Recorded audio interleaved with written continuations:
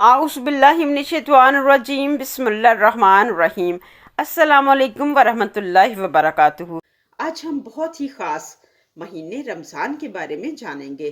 رمضان صرف روزہ رکھنے کا مہینہ نہیں، بلکہ یہ رحمت، مغفرت اور تقوی کا مہینہ ہے۔ آج ہم جانیں گے لفظ رمضان کی معنی و مفہوم، اس کی تاریخی پس منظر اور نبی کریم صلی اللہ علیہ وآلہ وسلم کی رمضان میں روٹین کے بارے میں۔ لفظ رمضان عربی لفظ رمز سے نکلا ہے، جس کا مطلب ہے شدید گرمی، جلا دینا، تپش۔ علماء کرام کے نزدیک رمضان کو یہ نام اس لیے دیا گیا ہے کہ یہ مہینہ گناہوں کو جلا دیتا ہے۔ روزہ نفس کی خواہشات کو جلا کر اسے کمزور کر کے دل کو روحانی طور پر پاکیزہ کرتا ہے۔ رمضان کا دوسرا نام شہر القرآن بھی ہے۔ اس کو شہر القرآن اس لیے کہا جاتا ہے کیونکہ اس مہینے میں قرآن مجید نازل ہونا شروع ہوا، جیسا کہ اللہ تعالیٰ قرآن مجید میں فرماتا ہے شہر رمضان الذی انزل فیہ القرآن۔ رمضان وہ مہینہ ہے جس میں قرآن نازل ہوا۔ رمضان کے بارے میں حضور صلی اللہ علیہ وآلہ وسلم نے فرمایا، جب رمضان آتا ہے تو جنت کے دروازے کھول دیے جاتے ہیں اور جہنم کے دروازے بند کر دیے جاتے ہیں اور شیاطین کو جکڑ دیا جاتا ہے۔ ایک اور روایت میں آتا ہے، پیارے آقا دو جہان نے فرمایا، جس نے رمضان کے روزے ایمان اور ثواب کی نیت سے رکھے، اس کی پچھلے گناہ معاف کر دیے جاتے ہیں۔ ایک روایت میں آتا ہے، رمضان رحمت اور صبر کا مہینہ ہے اور صبر کا بدلہ جنت ہے۔ اسلامی عقیدے کے مطابق رمضان کی اہمیت اس وقت ہی شروع ہو گئی تھی جب سن 610 عیسوی میں قرآن پاک کی پہلی وحی غار حرا میں نبی کریم صلی اللہ علیہ وآلہ وسلم پر نازل ہوئی۔ یہ واقعہ رمضان کی ایک بابرکت رات میں پیش آیا جسے لیلۃ القدر یا نائٹ آف پاور کہا جاتا ہے۔ رمضان المبارک اسلامی کیلنڈر کا 9واں مہینہ ہے۔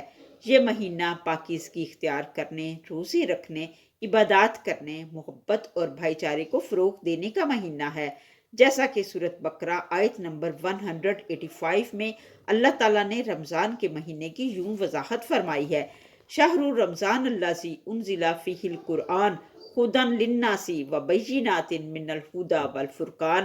رمضان وہ مہینہ ہے جس میں قرآن مجید نازل کیا گیا، جو لوگوں کے لیے ہدایت اور رہنمائی ہے اور حق و باطل کی نشانیاں واضح طور پر موجود ہیں۔ فمن شاہد منکم الشہر فلیصمہ، تو تم میں سے جو بھی رمضان کے مہینے کو پائے تو اسے چاہیے کہ وہ روزے رکھے۔ ومن کان مریضا او علی سفر فعدۃ من ایام اخر، اور جو کوئی مریض ہو یا سفر پر ہو تو وہ دوسرے دنوں میں روزے رکھے۔ یرید اللہ بکم الیسر، اللہ تعالیٰ تمہارے ساتھ آسانی چاہتا ہے۔ وَلِتُکْمِلُوا الْعِدَّةَ، اور تم گنتی پوری کرو۔ وَلِتُکَبِّرُوا اللَّهَ، اور اللہ تعالیٰ کی بڑائی بیان کرو۔ عَلَىٰ مَا هَدَاکُمْ، وہ ہدایت جو اللہ نے تمہیں دی ہے۔ لَعَلَّکُمْ تشکرون، تاکہ تم شکر گزار بنو۔ وَلِتُکَبِّرُوا اللَّهَ عَلَىٰ مَا هَدَاکُمْ، اور تم اللہ تعالیٰ کی بڑائی بیان کرو اس بات پر جو اس نے ہدایت تمہیں دی ہے۔ وَلَعَلَّکُمْ تشکرون، اور تاکہ تم شکر گزار بنو۔ اس آیت میں اللہ تعالیٰ فرماتے ہیں قرآن مجید رمضان کے مہینے میں نازل کیا گیا، ھدی للناس وبینات من الھدی والفرقان۔ قرآن جو لوگوں کے لیے ہدایت ہے، جس نے حق و باطل کے فرق کو روز روشن کی طرح عیاں کر دیا ہے۔ یرید اللہ بکم الیسر، اللہ تم پر آسانی چاہتا ہے۔ اللہ تعالیٰ نے اپنی عبادت ہم پر فرض فرمائی ہے، لیکن اپنی رحمت سے ہم پر تنگی نہیں کی، بلکہ آسانی فرماتے ہوئے متبادل بھی عطا فرما دیا ہے۔ روزہ فرض کیا، لیکن رکھنے کی طاقت نہ ہو تو بعد میں رکھنے کی اجازت دے دی۔ بعض صورتوں میں فدیہ کی اجازت بھی دے دی گئی ہے، جیسا کہ نماز کھڑے ہو کر پڑھنا فرض ہے، لیکن اگر کھڑے ہو کر نماز پڑھنے کی طاقت نہ ہو تو بیٹھ کر بھی نماز ادا کر سکتے ہیں۔ اگر بیٹھنے کی طاقت نہ ہو تو لیٹ کر بھی نماز پڑھ سکتے ہیں، اور اگر لیٹ کر بھی نماز نہ پڑھی جا سکتی ہو تو ایون کے اشارے سے بھی پڑھنے کی اجازت دے دی ہے۔ اسی طرح 12 مہینوں میں ایک مہینہ روزہ رکھنے کا حکم دیا گیا ہے۔ 11 مہینے دن میں کسی بھی وقت کھانے کی اجازت ہے، اور رمضان میں بھی راتوں کو کھانے کی اجازت ہے۔ سحری اور افطاری پر کھانے پر ثواب کا وعدہ فرمایا گیا ہے۔ گنتی کے چند جانوروں کا گوشت حرام قرار دیا تو ہزاروں جانوروں پرندوں کا گوشت حلال فرمایا۔ کاروبار کے چند طریقوں سود اور ذخیرہ اندوزی سے منع فرمایا تو ہزاروں طریقوں کی اجازت بھی عطا فرما دی۔ مرد کو ریشمی کپڑے سے منع کیا تو 20 قسم کے کپڑے پہننے کی اجازت بھی دے دی۔ الغرض غور کریں تو آیت کا معنی روزے روشن کی طرح عیاں ہو جاتا ہے۔ وَلِتُکْمِلُوا الْعِدَّةَ تاکہ تم گنتی پوری کرو۔ گنتی پوری کرنے سے مراد ہے رمضان کے 29 یا 30 روزے پورے کرنا ضروری ہے، اور تکبیر کہنے سے مراد یہ ہے کہ اللہ تعالیٰ نے تمہیں اپنے دین کے جو طریقے سکھائے ہیں تم اس پر اللہ تعالیٰ کی بڑائی بیان کرو، اللہ تعالیٰ کی تعریف کرو اور اللہ تعالیٰ کا ذکر کرو، اور ان چیزوں پر اللہ تعالیٰ کا شکر ادا کرو۔ مسلمانوں کو روزہ رکھنے کا حکم ہجرت کے دوسرے سال 624 عیسوی میں دیا گیا، جسے ہجرہ کے بعد کا زمانہ کہا جاتا ہے۔ تاہم مسلمان یہ عقیدہ رکھتے ہیں کہ روزہ رکھنا کوئی نیا عمل نہیں تھا، بلکہ توحید پر مبنی مذاہب میں روزہ ہمیشہ سے موجود رہا ہے۔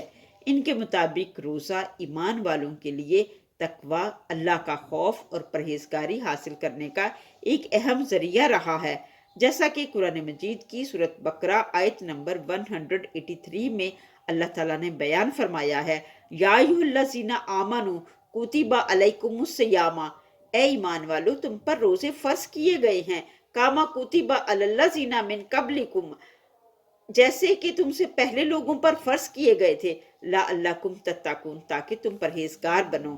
اس آیت میں اللہ تعالیٰ نے روزے کا مقصد بھی بیان فرما دیا کہ روزے کا مقصد ہے پرہیزگاری اختیار کرنا، اللہ تعالیٰ سے ڈرنا، خوف خدا رکھنا۔ اسلام سے قبل مکہ کے لوگ مشرکین عرب 10ویں محرم کو روزہ رکھتے تھے تاکہ گناہوں کا کفارہ ادا کر سکیں اور قحط سے بچ سکیں۔ اسلام نے روزے کو منظم طریقے سے بیان کیا، البتہ اسلام نے پورا ایک مہینہ روزہ رکھنے کے لیے مخصوص کر دیا اور سحری اور افطاری کے اوقات بھی مقرر کر دیے۔ کچھ قوموں میں روزے رکھنے کا اصول یہ تھا کہ جب روزہ افطار کر لیا اور غلطی سے سو گئے تو پھر وہ کھا پی نہیں سکتے، البتہ اگلے دن ہی روزہ افطاری کے وقت ہی افطار کر سکتے تھے۔ اس طریقے سے روزے رکھنے سے اچھے خاصے صحت مند نوجوان بھی کمزوری اور نقاہت محسوس کرنے لگتے تھے، کیونکہ انہیں دن بھر محنت مشقت کرنا پڑتی تھی۔ جب روزہ فرض ہوا تو اسلام میں بھی ایسا ہی طریقہ کار تھا۔ ابتدائی دور میں لوگوں کو اختیار دیا گیا کہ وہ روزہ چاہیں تو روزہ رکھیں، چاہیں تو فدیہ ادا کریں، لیکن بعد میں یہ اختیار ختم کر دیا گیا اور روزہ رکھنا لازم قرار پایا، سوائے بیمار اور مسافر کے یا حاملہ خواتین کے جو بچوں کو دودھ پلانے والی ہوں۔ ان خواتین کو روزے سے مستثنی قرار دیا گیا۔ ابتدا میں روزے کے احکامات بڑے سخت تھے۔ ابتدا میں اگر کوئی شخص افطار کے بعد سو جاتا تو وہ دوبارہ کھا پی نہیں سکتا تھا اور اسے اگلے دن افطار تک کھانے پینے کے لیے انتظار کرنا پڑتا تھا، اور نہ ہی میاں بیوی آپس میں تعلق قائم کر سکتے تھے۔ روایات میں حضرت قیس بن سرمہ انصاری رضی اللہ تعالیٰ عنہ کا ایک واقعہ ملتا ہے۔ وہ دن بھر کھیتی باڑی کا کام کر رہے تھے، بہت تھکے ہوئے گھر آئے۔ انہوں نے بیوی سے کھانے کے بارے میں پوچھا اور افطار سے قبل ہی ان کی آنکھ لگ گئی اور سو گئے۔ اس زمانے کے حکم کے مطابق جو شخص افطار کے بعد سو جائے وہ دوبارہ نہ کھا سکتا تھا، نہ پی سکتا تھا۔ چنانچہ حضرت قیس نے بغیر کھائے پیے اگلے دن کا روزہ بھی رکھ لیا۔ اس طرح دن بھر محنت مشقت کرتے رہے تو اللہ تعالیٰ کی طرف سے روزے میں آسانی کے احکامات نازل ہوئے۔ مسلمانوں کا ایمان اتنا مضبوط تھا کہ وہ اتنے سخت احکامات میں بھی محبت سے روزے رکھتے تھے، دن بھر محنت کرتے اور رات بھر زیادہ سے زیادہ عبادت کرتے تھے۔ غزوہ بدر بھی رمضان میں پیش آیا۔ اسلام کی پہلی بڑی جنگ رمضان کے مہینے میں ہوئی۔ 17 رمضان 2 ہجری جب روزے فرض ہو چکے تھے۔ ایمان کا سخت امتحان تھا، گرم صحرا، ہتھیاروں کی کمی، تعداد کی کمی اور اوپر سے روزہ، لیکن ان کے دلوں میں ایمان کی طاقت تھی، اللہ کی محبت تھی۔ بہت سے صحابہ نے روزے کی حالت میں جنگ لڑی اور اللہ تعالیٰ نے فتح عطا فرمائی، کچھ نے سفر کی رخصت لی۔ اللہ تعالیٰ نے مسلمانوں کے جذبہ ایمان کو دیکھتے ہوئے نرمی کی اور پرانا طریقہ بدل دیا اور وہ طریقہ اختیار کرنے کی اجازت دی جو آج کل رائج ہے۔ خواہ آپ افطار کے بعد سو جائیں، آپ سحری تک کھا پی سکتے ہیں۔ اس کا مقصد روزے کو پورا کرنے میں آسانی دینا، روحانی اور جسمانی دونوں پابندیوں میں توازن قائم رکھنا ہے۔ افطار کے بعد رمضان کے مہینے میں سحری سے قبل بیویوں کے پاس بھی جانے کی اجازت دی گئی، جبکہ ابتدائی ایام میں یہ منع تھا۔ جیسا کہ سورۃ بقرہ آیت نمبر 187 میں اللہ تعالیٰ فرماتے ہیں، تمہارے لیے روزوں کی راتوں میں اپنی عورتوں کے پاس جانا حلال کر دیا گیا ہے، وہ تمہارے لیے لباس ہیں اور تم ان کے لیے لباس ہو۔ اللہ کو معلوم ہے کہ تم اپنی جانوں کو خیانت میں ڈالتے تھے، تو اس نے تمہاری توبہ قبول کی اور تمہیں معاف فرمایا، تو اب تم ان سے ہم بستری کرو اور جو اللہ نے تمہارے نصیب میں لکھا ہے اسے طلب کرو۔ کھاؤ اور پیو یہاں تک کہ سفیدی کا ڈورا سیاہی کے ڈورے سے ممتاز ہو جائے، فجر کا وقت ہو جائے، پھر رات آنے تک روزے کو پورا کرو، اور اپنی عورتوں سے ہم بستری نہ کرو جبکہ تم مسجد میں اعتکاف کی حالت میں ہو۔ یہ اللہ تعالیٰ کی مقرر کردہ حدود ہیں، تو ان کے پاس نہ جاؤ۔ اللہ یوں ہی لوگوں کے لیے اپنی آیات کھول کر بیان فرماتا ہے تاکہ وہ پرہیزگار ہو سکیں۔ اس آیت کے آخری حصے میں اعتکاف کا ذکر آیا ہے۔ اعتکاف کا معنی ہے عبادت کے لیے رک جانا۔ رمضان میں یہ سنت موقدہ ہے۔ رمضان میں کسی بھی دن، لیکن زیادہ فضیلت آخری عشرے میں ہے، جب کوئی مومن اللہ کی عبادت کی نیت سے ماہ رمضان میں مسجد میں اعتکاف کرے تو اس دوران اسے اپنی بیوی کے پاس جانے کی اجازت نہیں ہے۔ یہ اللہ تعالیٰ کی مقرر کردہ حدود ہیں۔ تقویٰ کی غرض سے ان حدود سے تجاوز کرنے کی اجازت نہیں ہے۔ اگر حدود سے تجاوز کیا گیا تو گنہگار ہوگا۔ نبی کریم صلی اللہ علیہ وآلہ وسلم رمضان کی آخری 10 دنوں میں اعتکاف فرمایا کرتے تھے۔ اس دوران آپ صلی اللہ علیہ وآلہ وسلم دنیاوی مصروفیات سے الگ ہو کر مکمل توجہ عبادت پر دیتے تھے اور شب قدر کو تلاش کرتے تھے۔ نبی کریم صلی اللہ علیہ وآلہ وسلم سحری کو بہت اہمیت دیتے تھے۔